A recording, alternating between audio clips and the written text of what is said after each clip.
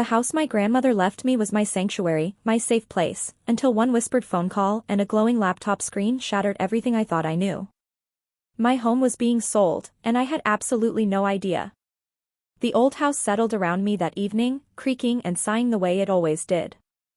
Those familiar sounds had been the soundtrack of my entire life. My grandmother used to say the house was just getting comfortable for the night, tucking itself in the same way we tucked ourselves in. I can still hear her voice saying that.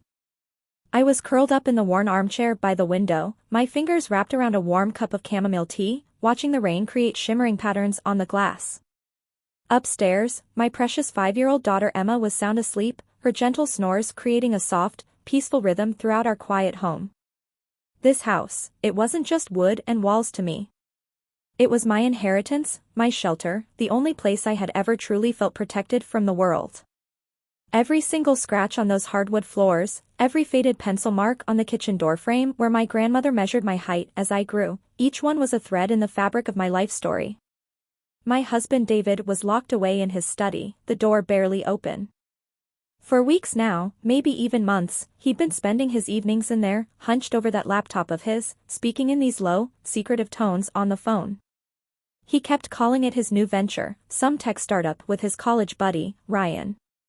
He'd become electric with this energy I hadn't seen in years, constantly talking about seed funding and scalability and disrupting the market. And honestly, I was happy for him. I really was. He'd felt so trapped in that corporate sales job for so long, and I wanted to see him excited about life again, I wanted to see him thrive.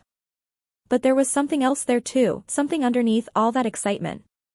A frantic edge, almost desperate, that kept nagging at the back of my mind like a splinter I couldn't quite reach.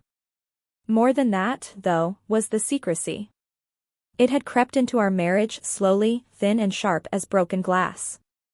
He'd angle his phone away whenever I walked into a room.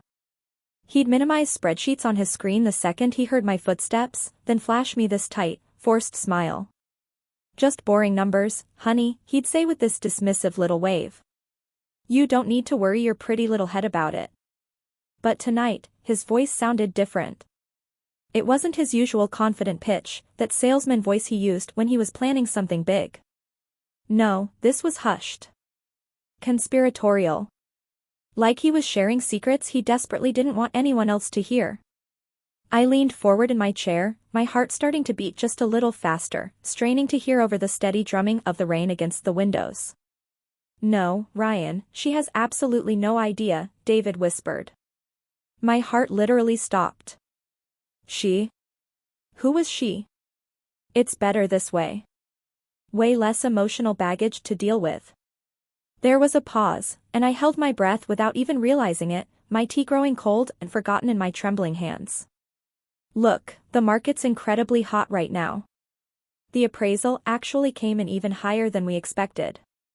Once the sale goes through, we'll have more than enough capital to launch this thing properly. We just need to get her on board to sign the final papers." "The sale? What sale?" My mind started racing, searching frantically through our recent conversations, trying to remember if we talked about selling anything. Our car was paid off. We didn't have any major assets besides, oh God. Besides the house. My house. This cold, suffocating dread started pooling in my stomach, heavy and dark. It couldn't be. He wouldn't dare. This house was in my name, only my name. It was a gift from my grandmother's will, her final act of love and protection. It was my one solid piece of ground in this world, the anchor for our entire family. David had always called it our house when we talked about it, but we both knew the legal truth. He couldn't sell it without me. Could he? I set my cup down, and it made this soft clinking sound that seemed too loud in the quiet room. My bare feet were completely silent on the old wooden floor as I walked toward his study door. My heart was pounding so hard I could hear it in my ears. His back was to me, and I could see his shoulders hunched forward, his voice still low and secretive. "I'll handle Sophia," he was saying, and there was this frustrating mixture of affection and condescension dripping from every word. "She's sentimental about the place, but she'll see the logic eventually. This is our future, Ryan. Her future. Emma's future. She'll thank me for it later. Thank him? Thank him for what, exactly? For plotting behind my back to sell my childhood home? For trying to take away the only home our daughter had ever known? The anger that flared up inside me was sudden and white-hot, chasing away that cold dread. I pushed the door open, and it creaked so loudly that David spun around in his chair, his eyes going wide with surprise. He fumbled with his phone, practically dropping it as he rushed to end the call. Sophia. I didn't hear you there, he said, and his voice came out too high, too strained. His smile was way too wide, way too fake. Everything okay? Who were you just talking to? I asked. My voice sounded steady, but my hands were shaking so badly I had to clasp them together. What sale were you talking about, David? He let out this short, dismissive laugh, leaning back in his chair like he didn't have a care in the world, trying so hard to look relaxed. Oh, that? Just business stuff, honey. Ryan and I were looking at selling off some old server equipment we were thinking of buying. It's all very complicated, technical stuff. It didn't sound complicated, I pressed, taking another step into the room. It sounded like you were talking about me. You said she has no idea. You said you'd handle Sophia. Please subscribe and like this video and listen to my story till the end. Let me know which city you're listening from in the comments. That way, I can see how far my story has traveled.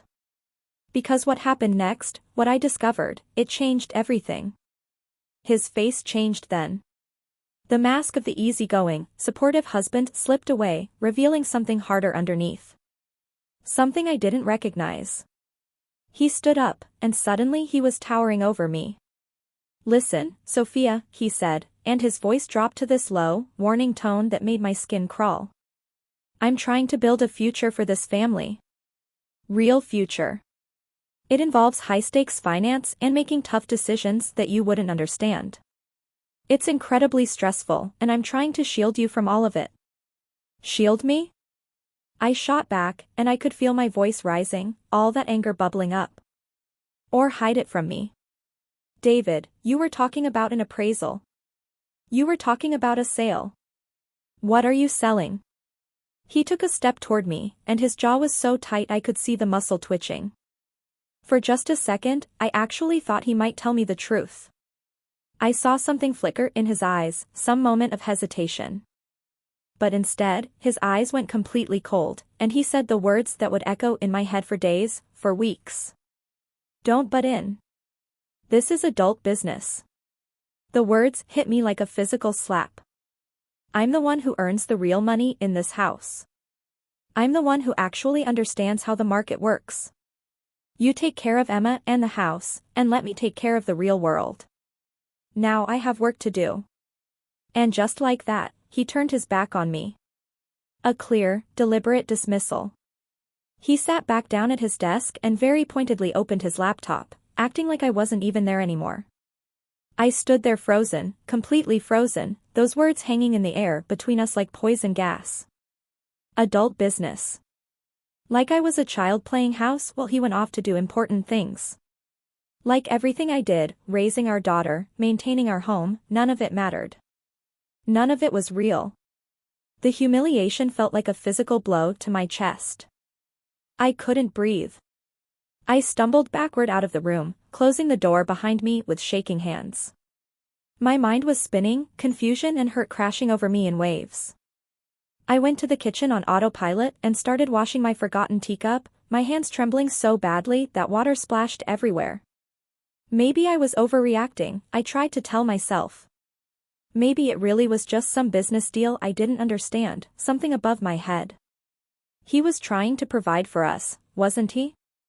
That's what husbands did. I should trust him. Shouldn't I? But deep down, in that place where we keep the truths we're too afraid to acknowledge, I knew something was terribly, terribly wrong. Later that night, I lay in bed staring at the ceiling, listening to David's steady breathing beside me. He'd come to bed acting like nothing had happened, like he hadn't just dismissed me like I was nothing. Sleep was completely impossible. His words kept playing on repeat in my mind. Don't butt in. Adult business. Over and over and over. The house felt different now, wrong somehow. It wasn't my sanctuary anymore. It had become something else, something with secrets hiding in its walls, a point of contention in a war I didn't even know I was fighting. I slipped out of bed as quietly as I could, the old floorboards creaking under my weight no matter how careful I was. I told myself I just needed a glass of water, just needed to walk, to feel the solidness of my home beneath my feet and remember why I loved it. But as I passed David's study, I noticed something. A thin sliver of light coming from under the door. He'd forgotten to turn off his computer. My hand was on the doorknob before I could really think about what I was doing. Some instinct, some desperate need to know, pushed me forward. I opened the door slowly, and there it was. His laptop sitting on the desk, the screen glowing softly in the darkness of the room. He must have just closed the lid without actually putting it to sleep. I hesitated. Just for a second, my hand hovering over the laptop. This was crossing a line, I knew that. But he'd already crossed so many lines, hadn't he? I lifted the screen. And my entire world fell apart. It wasn't a spreadsheet on the screen. It wasn't a business plan or financial projections. It was a real estate website, and displayed right there in glossy, high-resolution photographs was my home. My living room with the fireplace my grandfather built. My kitchen with the window seat where I used to read. Emma's bedroom with her little teddy bear propped up on the pillow, the one she couldn't sleep without. Below the photos was a description, all this flowery language about a charming move-in ready property, and a price tag that made my head spin, made me feel dizzy and sick. But it was the single word at the top of the page, displayed in bright, devastating red text, that made everything stop. That made the floor disappear from beneath my feet. Pending. The sale was pending, and my signature was nowhere on any document. How far would he go? How deep did this betrayal run? I was about to find out, and nothing would ever be the same again. That word pulsed on the screen like a heartbeat. Pending. Pending. Pending. It stared back at me in the darkness of the study, and I felt my blood run cold, then scorching hot. This wasn't a mistake. This wasn't David just exploring the market, checking property values out of curiosity. This was real. An offer had been made. An offer had been accepted. My home, the place that held every memory of my grandmother's love, every moment of my childhood, had been bartered and sold like a used car while I sat in the next room drinking tea. The air in my lungs turned to ice. I felt this dizzying vertigo, like the floor had just dissolved beneath me and I was suspended over this black, bottomless pit of betrayal. My first instinct was to run into our bedroom, rip the covers off David, and scream until my voice gave out. To make him feel even a fraction of the pain that was tearing through my chest. But then his words came back to me. Don't butt in. This is adult business. He saw me as a child, some emotional obstacle he needed to manage. If I went in there screaming and crying, I'd only prove his point. I'd be the hysterical wife who couldn't handle reality, who was too sentimental and small-minded to understand his grand vision. No. If he was going to operate in the world of adult business, then I needed to meet him there. Not with tears, but with evidence. With cold, hard facts he couldn't dismiss or explain away. My hands were shaking, but they moved with purpose now. I pulled out my phone, the screen's glow illuminating my pale, tear-streaked face. I took a photo of the laptop screen. The listing. That horrible red word, pending. The proof. Then I clicked on the browser's history, and oh God, it was all there. A digital trail of his deception, laid out like breadcrumbs. Zillow. Realtor.com mortgage calculators. Articles with titles like How to Convince Your Spouse to Sell and Legalities of Selling an Inherited Property. My stomach churned violently. He hadn't just thought about this on a whim. He had researched it. Planned it. He'd looked up how to manipulate me, how to get around the fact that the house was legally mine. I minimized the browser window, my heart hammering against my ribs so hard it hurt. There on his desktop was a folder, and the name made me want to laugh and cry at the same time. Project launch. So casual. So businesslike. I clicked it open with trembling fingers. Inside were business plans, financial projections, spreadsheets full of numbers that made my head spin. And then another folder, labeled simply House. I opened it, and there they were. All the pieces of his betrayal, neatly organized like a filing cabinet. A copy of the appraisal report he'd mentioned on the phone. A contract with a professional photographer. And an email thread with someone named Brenda, a real estate agent. I started reading from the very beginning, and with each email, I felt sicker and sicker. The first email was dated 2 months ago. 2 months. He'd been planning this for 2 entire months. Brenda, David's first email read, and I could hear his fake friendly salesman voice in every word. My wife and I are looking to sell our property at 127 Elm Street. We need a quick, quiet sale. The primary goal is to liquidate the asset for a business investment. My wife and I. The lie was so blatant, so casual, like it cost him nothing to type those words. I scrolled down, my hands shaking harder now, my vision blurring with tears I refused to let fall. Brenda's replies were cheerful and professional, completely oblivious to the fact that half of this supposed couple had no idea any of this was happening. She outlined her strategy, the staging process, her commission rates. And David had handled everything. Every single detail. He'd let the photographers into our home one afternoon when I'd taken Emma to the park. I remembered that day now, how he'd insisted we needed to get out and enjoy the sunshine, how he'd practically pushed us out the door. I'd thought he was being sweet, thoughtful. He'd been staging my home for sale. He'd scheduled private viewings for times when I had my weekly grocery run, when I was at Emma's ballet class, when I was anywhere but home. He had orchestrated this entire charade behind my back, in my own house, right under my nose. Then I saw it. The offer letter. A PDF attachment from just 2 days ago. 2 days. This had been sitting in his inbox for 2 whole days, and he'd said nothing. Not a word. I opened it with shaking hands. It was a full price, all-cash offer from a development company. They wanted to tear down my grandmother's house and build condos. They wanted to erase every memory, every piece of my history. At the bottom of the document was the purchase and sale agreement. I scrolled through pages of legal language that made my eyes cross, scanning desperately for the signature lines. There was one for the buyer. One for David. One for me. His was signed already, his neat digital signature right there in black and white. Mine was blank. Terrifyingly, devastatingly blank. He hadn't forged it. Not yet. He was waiting. Waiting to handle Sophia, just like he told Ryan on the phone.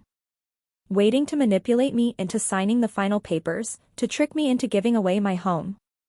The closing date was listed right there at the top of the contract, and when I saw it, I felt like I might actually throw up. Next Friday. 8 days from now. In 8 days, if he got his way, I would be homeless. Emma would be homeless. And he would have my grandmother's money to fund his dream. This wasn't just betrayal anymore. This was conspiracy. This was calculated, premeditated theft. He'd moved every piece on the chessboard, positioning them carefully, cornering me without my even knowing we were playing a game. The depth of the deception, the sheer audacity of it, made it hard to breathe. This wasn't the man I married. The man I married would have talked to me, would have dreamed with me, would have respected me enough to include me in decisions about our future. This man, this stranger sleeping in my bed, had plotted against me like I was his enemy. I closed the laptop carefully, that soft click echoing in the silent house. I walked out of the study and back toward our bedroom, my phone clutched in my hand like a weapon, like a shield. The rage inside me wasn't hot and explosive anymore. It had cooled into something harder, something diamond-sharp and unbreakable. A cold, controlled fury that gave me clarity. I didn't rip the covers off him. I walked calmly to his side of the bed and said his name, my voice low and completely devoid of any warmth or affection. David. He stirred, grumbling into his pillow. Sophia? What? What time is it? It's time for some adult business, I said quietly. I switched on the bedside lamp, flooding the room with harsh yellow light. He blinked against it, squinting, one hand coming up to shield his eyes. I held my phone directly in front of his face, the photo of the real estate listing glowing accusingly on the screen. Care to explain what this is? He squinted at the phone, and I watched as recognition slowly dawned. I watched the exact moment he realized he'd been caught. All the color drained from his face, leaving him gray and sick-looking. He sat bolt upright in bed, sputtering, scrambling for words. How did you? Sophia, it's not what it looks like. Isn't it? I asked, and my voice was dangerously quiet now, each word precisely controlled. Because it looks like you've sold my grandmother's house without telling me. It looks like you've accepted an offer. It looks like the closing is in 8 days, and my signature isn't anywhere on the paperwork. He was scrambling for a defense now, his eyes darting around the room like a trapped animal looking for an escape route. I was going to tell you. I swear, I was just waiting for the right time. I wanted it to be a surprise, a good surprise. A surprise? I let out a laugh, and it sounded wrong, sharp and bitter and not like me at all. You call this a surprise? I call this the ultimate betrayal, David. You lied to me for months. You let complete strangers walk through our daughter's bedroom and take pictures. You made a deal to sell the roof over our heads, and you didn't think I needed to know? That's when he switched tactics. I could see it happening, could see the moment he decided that defense wasn't working and it was time to go on the attack. The cornered animal bared its teeth. He threw the covers off and stood up, matching my stance, his voice rising to meet mine. I did it for us, Sophia. For our future. This stupid house is just bricks and wood and old memories. But my business, our company, that's real. That's our ticket to a better life, a life where you never have to worry about money ever again. My grandmother left me this house so I would never have to worry. I shot back, my voice breaking despite my best efforts. It was my security. My inheritance. My one solid piece of ground. And you're trying to steal it from me to fund some pipe dream with Ryan. It's not a pipe dream, he roared, his face going red with anger. It's a multi-million-dollar idea, and you're too sentimental and too small-minded to see it. I'm trying to build an empire for our family, and you're crying about some drafty old house. Don't you dare, I said, my voice dropping to barely a whisper. Don't you dare talk about my home that way. He took a step closer, and his eyes were blazing now with self-righteous fury. I have to, Sophia. Someone in this family has to be the realist. Someone has to make the hard decisions that actually matter. He paused, and I could see him calculating, deciding on his next move. The buyers are a development company. The deal is done. The closing is next week. All you have to do is sign the papers. I saw the defiance on my face, and something shifted in his expression. It turned cold. Calculating. Dangerous. He lowered his voice, but somehow it carried more menace than all his shouting. If you don't sign, Sophia, the deal falls through completely. I lose everything. My reputation, the seed money we've already spent, everything. He let that hang there for a moment, watching my face. And Ryan, he's already remortgaged his own house based on the sale going through. You understand what that means? If you don't sign that paper, you don't just ruin me. You ruin Ryan. You ruin Jessica and their 2 little kids. Their entire future is on your shoulders now too. He paused, letting the weight of his words sink in like poison. Do you really want to be the person who destroys 2 families just because you can't let go of a pile of old memories? Oh, he was good. He was so good. His words hung in the air like a perfectly crafted trap, a cage built from guilt and obligation. He wasn't just threatening his own future anymore. He was holding Ryan's innocent family hostage, and making me the executioner. Making me the villain if I didn't comply. I could see it in his eyes, that smug certainty of a man who thought he'd just played his winning card. He expected tears now. He expected me to crumble under the weight of that guilt, to apologize for being so emotional and selfish, to promise to sign the papers and be the good, supportive wife he clearly felt he deserved. He thought he had one. But something inside me didn't break. It didn't even crack. It froze solid, hardening into something diamond-sharp and unbreakable. The sentimental, accommodating Sophia he thought he knew? She just walked out of the room and slammed the door behind her. What had he done to me? What had he done to us? And more importantly, what was I going to do about it? I looked at David, really looked at him, and my face must have been completely unreadable because I watched his confident smirk start to falter, start to slip. I didn't shout. I didn't cry. I let the silence stretch between us until it became uncomfortable, until it became unbearable, until that smugness in his eyes started to die. So that's your play? I finally said, my voice eerily calm, almost emotionless. You lie, you deceive, you sell my home out from under me, and when I catch you, you try to emotionally blackmail me by threatening to ruin another family? That's your version of adult business? He was clearly taken aback by my composure, by the ice in my voice. Sophia, just be reasonable. No, I cut him off, holding up one hand. You don't get to use that word with me anymore. You don't get to talk to me about being reasonable. I won't be manipulated, and I won't be discussing this with you any further tonight. I turned and walked to our closet, pulling out a duffel bag with steady, purposeful movements. What are you doing? He demanded, his voice shifting from confusion to irritation. Sophia, what are you doing? I'm taking care of my daughter, I said, pulling clothes from my drawers and packing them methodically. Since you're so busy with your real-world business, I'll handle the one thing that actually matters. Emma and I will be staying somewhere else for a few days. Real panic flashed across his face then. This wasn't part of his plan. He needed me here, in this house, under his roof, where he could control the narrative, where he could wear me down with his toxic blend of promises and threats. Don't be ridiculous, Sophia. Where are you even going to go? It's the middle of the night. That's not your concern anymore, I said, zipping the bag closed with a sharp, final sound.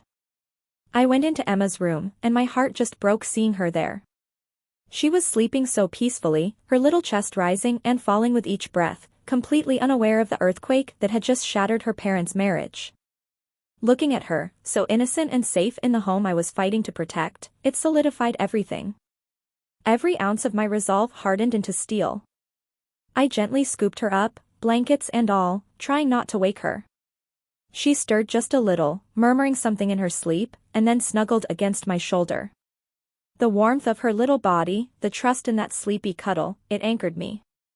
David was waiting in the hallway when I came out, blocking my path with his body. Sophia, you can't just leave, he hissed, trying to keep his voice down but failing. We need to talk this out right now. You had months to talk to me, David, I whispered back, my voice like ice. Months and months. You chose to lie instead.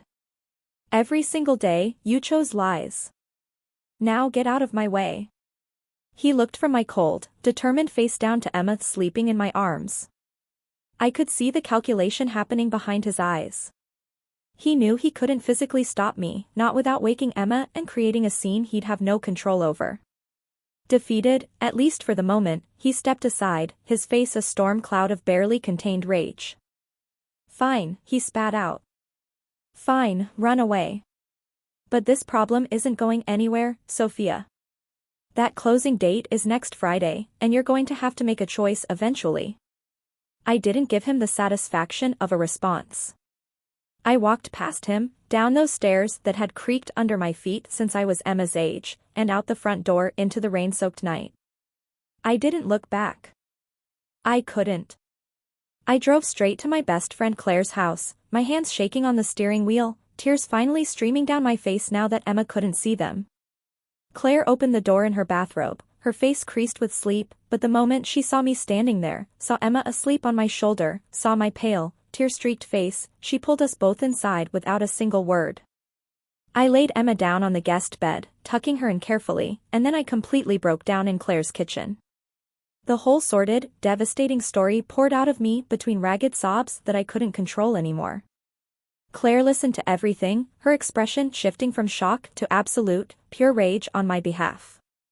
When I finally finished, she refilled my mug of tea, her hand resting on my arm in comfort and solidarity. "That absolute snake," she said, her voice dripping with venom. "Sophia, this is insane. This is fraud. He can't do this to you." "But he is, Claire," I whispered, wiping my eyes with shaking hands. "And the worst part is, I don't even know if he's lying about Ryan's family. What if it's true? Ryan and Jessica, they're good people. They have 2 little kids, younger than Emma. If David is telling the truth, if they really did remortgage their house based on this sale, what kind of monster would I be to pull the rug out from under them? And what kind of monster is he," Claire countered fiercely, "for putting you in that position in the first place? Sophia, this is classic manipulation. He creates a crisis, then makes you the only one who can solve it, but only on his terms. You need a lawyer. First thing tomorrow morning." "I know," I said, my mind already racing ahead despite my exhaustion. "But a lawyer can't solve the moral problem, Claire. I need to know if he's telling the truth about the remortgage. I need to know if I'm really about to destroy another family." "How can you possibly find that out?" Claire asked, her brow furrowed. "You can't exactly call Ryan and ask him." An idea started forming in my mind. It was risky and terrifying and maybe completely crazy. "No," I said slowly, my voice gaining strength. "I can't call Ryan. But I can call Jessica." Claire's eyes went wide. "Are you sure that's a good idea? Sophia, what if she's in on it somehow?" "I don't think she is," I said, and I was surprised by how certain I sounded. "From what I know of her, from the times we've talked at company events, she's not that type. She's a stay-at-home mom, just like me. We've bonded over that. She reminds me of me." I felt this sick kinship with this woman who might be just as much in the dark as I had been. It was a long shot. It was intrusive and messy and uncomfortable. But it was the only way to know the truth. The next morning, after a completely sleepless night on Claire's couch, I waited until Emma was happily eating pancakes and watching her favorite cartoons. My hands were trembling as I found Jessica's number in my contacts list. I stepped out onto Claire's back porch, the cool morning air doing absolutely nothing to calm the frantic beating of my heart. I pressed the call button before I could lose my nerve. It rang once. Twice. On the 3rd ring, she picked up. "Hello?" Her voice was cheerful, lightly distracted by the familiar background noise of young children playing. "Jessica?" "Hi, it's Sophia. David's wife." "Sophia. Oh, what a surprise. Is everything okay?" Her tone immediately shifted to concern, and I felt my throat go dry. This was it. There was no turning back now. "I'm so sorry to call you like this," I started, and my voice was shaking despite my best efforts to sound calm. "I know this is going to sound completely insane, but I have to ask you something incredibly important about David and Ryan's business. I need you to be completely honest with me." I took a deep breath, my heart hammering. "Is it true that you and Ryan have remortgaged your house to fund it?" There was a moment of absolute, dead silence on the other end of the line. I held my breath, my knuckles white from gripping the phone so hard. Then I heard this sharp, sudden intake of breath from Jessica, followed by a single word that made my entire world shift on its axis. "What?" But it wasn't the what of someone who'd been caught in a lie. It wasn't defensive or angry. It was the confused, frightened what's of someone who had absolutely no idea what I was talking about. "What did you say?" she asked again, and her voice was shaking now, all that earlier cheerfulness completely gone. "Remortgage our house?" "Sophia, what are you talking about?" "Ryan told me the funding was coming from a private investor. He said David had secured a silent partner for the business." The floor dropped out from under me all over again. A silent partner. Me. I was supposed to be the silent partner, and my signature on that sale agreement was supposed to be the investment. He hadn't just lied to me. He'd constructed an entirely different reality for his business partner, for Ryan's family. The blackmail he'd used against me, the story of Ryan's family teetering on the edge of financial ruin, all of it was a lie. A cruel, calculated fabrication designed to break my will. And I'd almost fallen for it. But now I knew the truth. And the truth was about to set me free. Sophia? Are you there? Jessica's voice was rising with panic now, matching the chaos in my own chest. What's going on? David didn't. Ryan wouldn't. Jessica, I said, and my voice came out eerily steady despite everything, steady because the rage inside me had cooled into something harder, something more dangerous than simple anger. David is trying to sell my house. The one my grandmother left me. He's been telling me that your entire family's financial security depends on this sale going through. He told me you and Ryan remortgaged your home and that if I don't sign the papers, I'll destroy your family. I heard this sharp, distressed sound on the other end. Maybe a sob. Maybe a gasp. Oh my God, she whispered, and her voice was breaking. Oh my God, Sophia.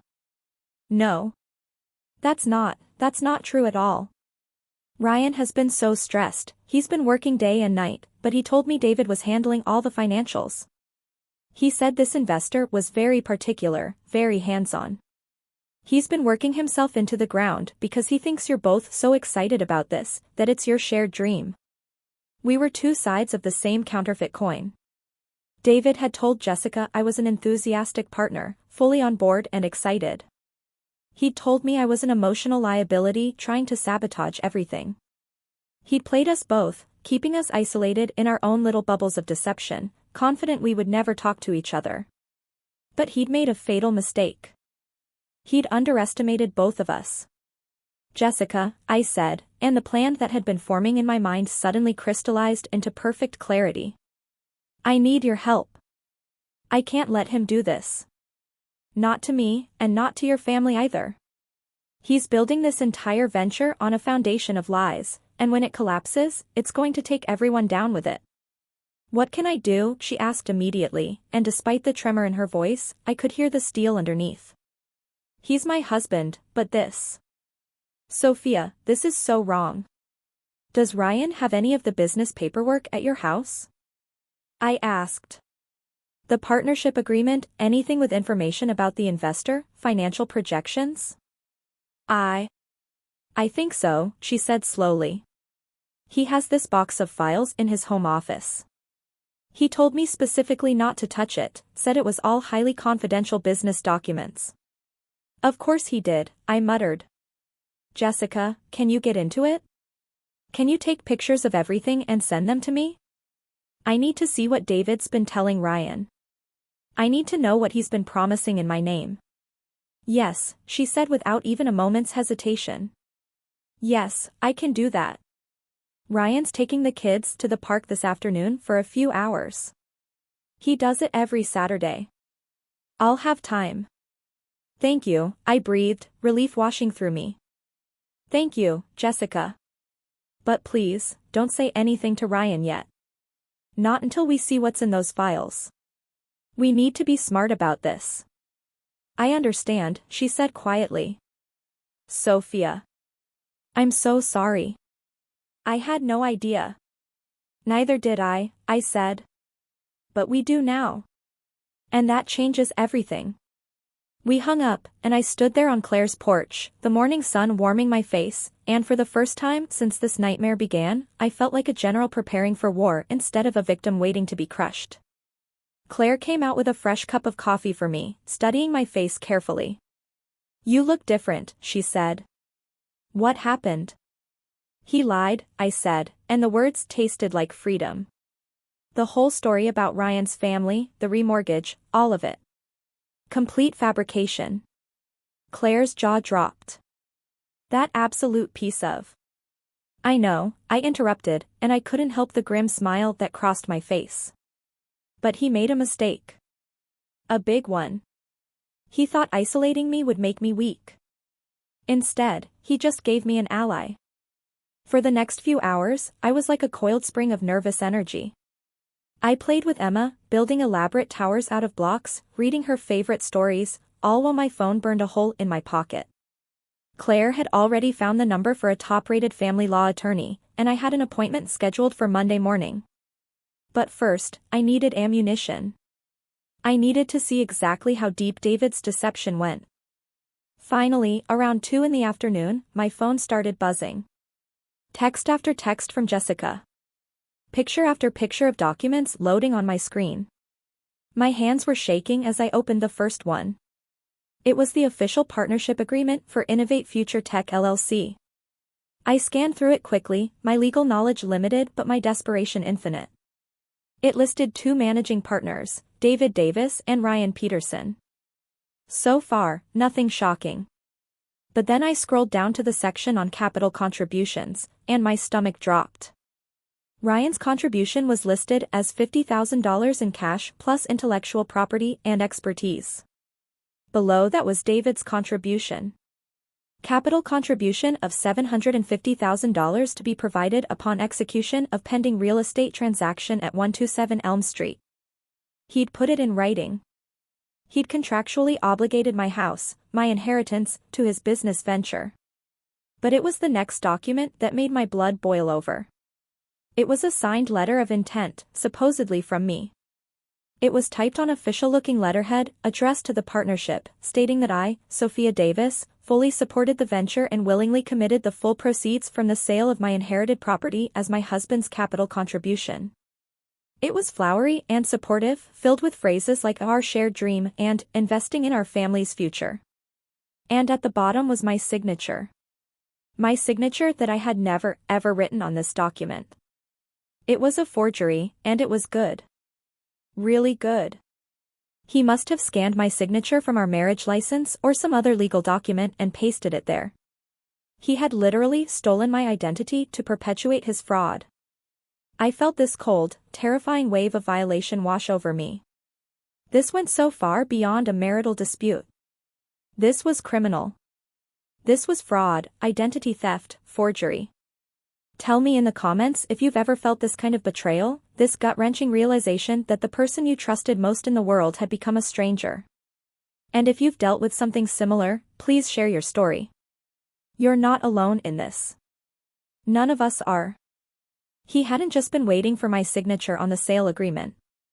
He'd already started using my name on other documents, creating this elaborate paper trail that made it look like I was a willing, enthusiastic participant in his scheme. He was boxing me in from every possible angle, making sure that even if I tried to fight back, it would look like I'd changed my mind, like I was the unreliable one, the emotional one who couldn't be trusted. But he'd made one critical error. He'd documented everything. And documentation could be used against him just as easily as it could be used for him. I spent the rest of the afternoon on the phone with the lawyer Claire had found. His name was Mr. Harrison, and when I explained the situation, when I sent him photos of the forged documents, I could hear the shock in his voice. Mrs. Davis, he said gravely, what your husband has done goes far beyond a civil matter. This is forgery. This is fraud. The entire business partnership is predicated on stolen identity and false pretenses. He outlined the immediate steps I needed to take to protect myself and my asset.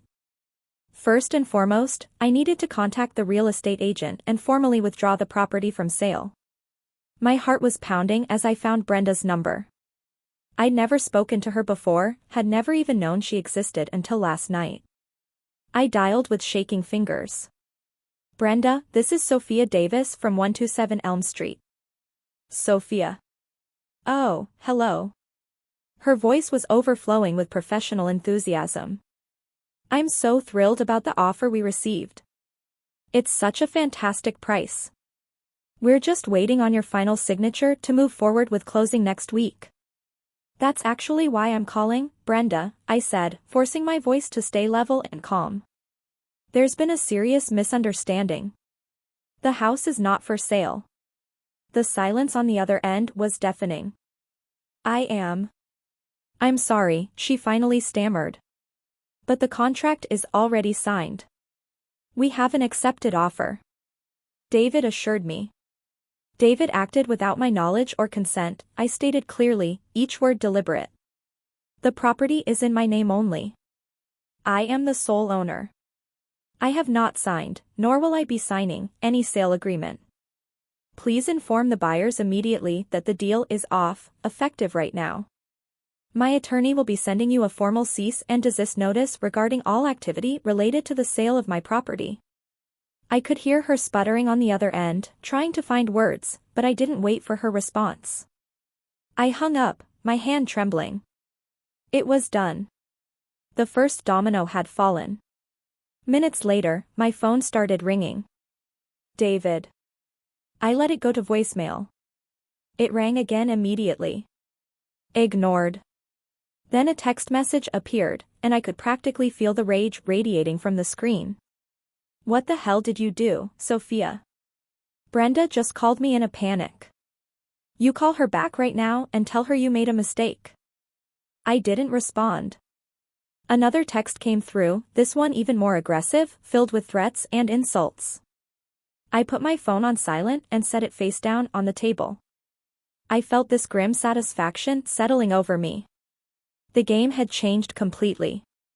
He no longer held all the cards. That evening, after Emma was tucked into bed at Claire's house, happily oblivious to the war her parents were waging, Claire and I were sitting in her living room discussing my next moves when there was this loud, aggressive pounding on her front door. It wasn't a knock. It was someone trying to break the door down. We both froze, our eyes meeting in shared alarm. I crept to the window and peered carefully through the blinds, my heart in my throat. Standing on the porch under the harsh glow of the porch light were two police officers, their faces serious and official. And standing behind them, looking absolutely destroyed, was Ryan. My blood turned to ice. Police? Why would the police be here? Had David hurt himself? Had he done something desperate? Or worse, had he reported me for kidnapping Emma? What fresh nightmare was this? My heart was hammering so hard I could barely breathe. Claire put a steadying hand on my arm and walked to the door, her movements careful and deliberate. She peered through the peephole to confirm what I'd seen, then took a deep breath and opened the door just a crack, keeping the security chain firmly in place. Can I help you, officers? She asked, and I was amazed at how calm her voice sounded. Good evening, ma'am, the taller officer said, his tone polite but firm. We're looking for Sophia Davis. We've received a report of a domestic disturbance and potential fraud. Her husband is very concerned for her safety and the safety of their child. Concerned for my safety? The sheer hypocrisy of it made me want to laugh and scream at the same time. He couldn't control me anymore, so he'd called the police. He was trying to intimidate me, to paint me as unstable, as a runaway. He was trying to wrestle back control of the narrative. Behind the officers, Ryan looked completely shattered. His face was pale, his eyes red-rimmed. He was holding a piece of paper in his shaking hands, and I knew without seeing it what it was. The email I'd sent to Brenda, the one she had obviously forwarded straight to David, who must have immediately called his business partner. I'm here, I said, stepping forward so they could see me clearly through the gap in the door. My daughter and I are perfectly safe, officers. My friend graciously offered us a place to stay. Ma'am, your husband has filed a report, the officer continued, consulting his notepad. He states that you left the home abruptly in the middle of the night after he confronted you about significant unauthorized withdrawals from your joint business account. He claims you've threatened to liquidate shared assets and disappear. The lie was so audacious, so completely backwards from reality, that for a moment I couldn't even process it. He was accusing me of exactly what he had done. He'd stolen my asset, forged my signature, tried to liquidate my inheritance, and now he was trying to make it look like I was the criminal, the thief. But all my fear evaporated in that moment, burned away by pure, diamond-hard resolve. Officers, I said, and my voice rang out clear and strong, my husband hasn't just lied to you. He's committed multiple felonies. I didn't take any money. In fact, he's the one who has committed fraud. He forged my signature on legal documents to secure a fraudulent business investment using my personal assets without my knowledge or consent. I have proof. I looked directly at Ryan through the crack in the door, and I saw something flicker in his devastated eyes. And his business partner, Mr. Peterson there, he's also a victim of David's deception. Ryan had come here believing David's version of events, ready to support his friend. But my words, the desperate truth ringing in them, were starting to break through his certainty. Ryan, I said, my voice softening just slightly, he lied to both of us. He told me you remortgaged your house. He told you I was a willing investor, that this was our shared dream. Neither is true. Your entire partnership is built on a forged document that promised my inheritance without my knowledge. I held up my phone, showing the photo of that forged letter of intent through the gap in the door. Is this your copy, Ryan? The letter supposedly from me, supporting the business? He looked down at the paper in his trembling hand, then back at my phone, and I watched his understanding finally dawned. The last piece of the puzzle clicked into place for him. All the color drained from his face. He looked at the police officers, then back at me, and his voice came out broken and small. She's right, he said, and I could hear tears in his voice. Oh God, she's right. My wife, Jessica, she told me something was wrong. David told me that letter was from Sophia, that she was excited about this, that it was their plan together. The officers exchanged a significant look. This was clearly way more complicated than a simple domestic dispute. The taller officer sighed heavily. Ma'am, if you're willing to come down to the station in the morning to make a formal statement and provide your evidence, we can open an investigation. For tonight, as long as you and your child are safe, and this is clearly a civil matter at its core. I'll be there at 9 a.m. sharp, I promised. With my lawyer and all the documentation. They nodded, spoke quietly to Ryan for another moment, and then left. Ryan remained standing on the porch, looking completely lost. Claire finally unhooked the security chain and opened the door wider. You should come in, she said gently. For the next hour, in Claire's quiet living room, the three of us pieced together the full, devastating scope of David's lies. I showed Ryan the photos of the partnership agreement, the forged letter, everything. He showed me the endless stream of text messages from David over the past few weeks, messages that painted me as vindictive and unstable, as someone trying to sabotage their dreams out of pure spite. Each new revelation was another layer of betrayal, another piece of evidence of just how thoroughly David had manipulated everyone around him. He told me you were completely on board, Ryan said, his voice hollow. He said you were so excited about this opportunity, that selling the house was your idea because you wanted to invest in our future. He told me your family would be destroyed if I didn't sign, I said quietly. He made me think I'd be responsible for ruining innocent children's lives. Ryan put his head in his hands. Jessica was right. She kept saying something felt off, that David was being too secretive. I should have listened to her. I should have asked more questions. He counted on us not talking to each other, I said. He isolated us in our own little bubbles of lies, confident we'd never compare notes. But we did, Ryan said, looking up at me with red-rimmed eyes. And now we know the truth. The next morning, I met with Mr. Harrison, my attorney, at the police station. Ryan came too, bringing his own evidence of the fraudulent partnership. We gave our statements.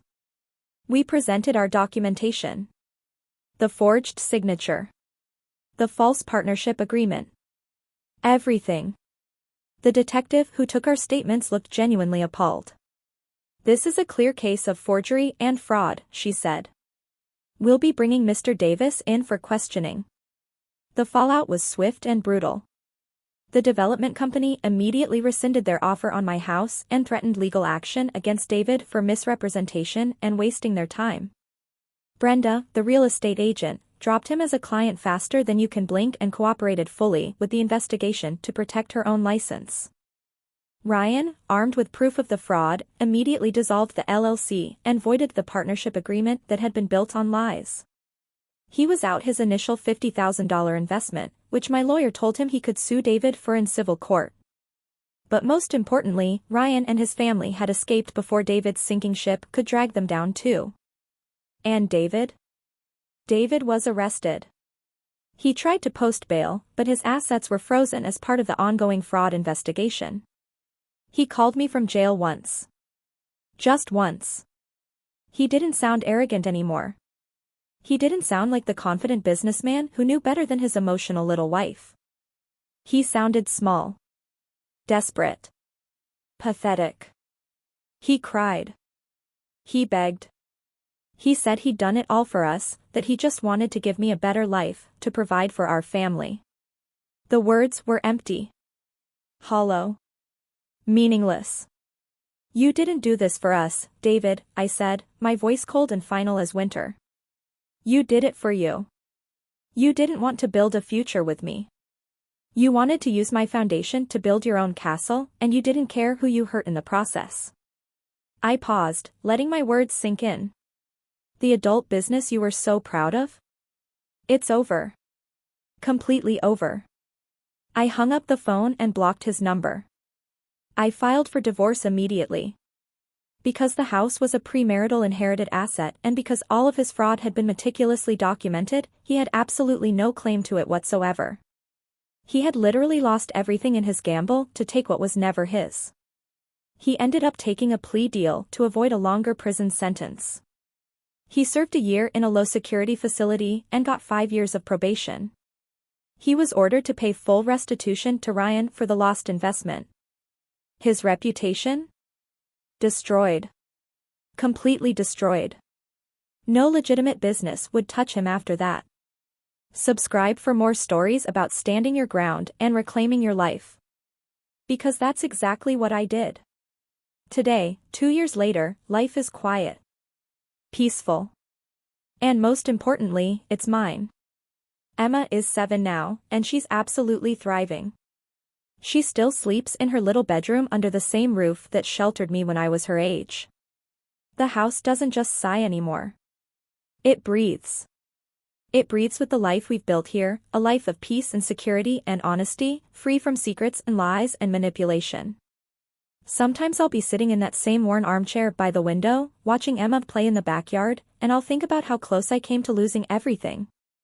But David made one fatal miscalculation that cost him absolutely everything. He thought my love for my home was a weakness, a sentimental attachment he could exploit and manipulate. He never understood that I wasn't just fighting for bricks and mortar and old memories. I was fighting for principle. For dignity. For the one piece of this world that was truly, legally, morally mine. And I learned something crucial through all of this.